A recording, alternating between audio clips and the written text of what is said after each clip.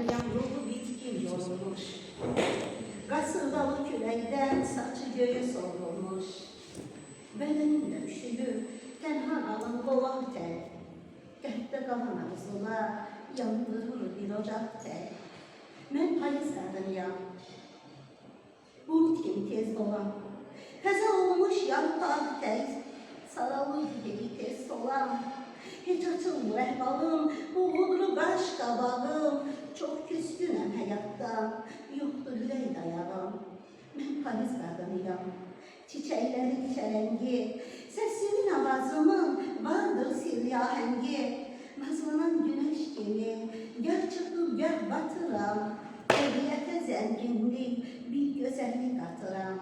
Mən payız qadınıyam, sihirli aləm. Qızıl gəldi şairə, əlində qızıl gələm.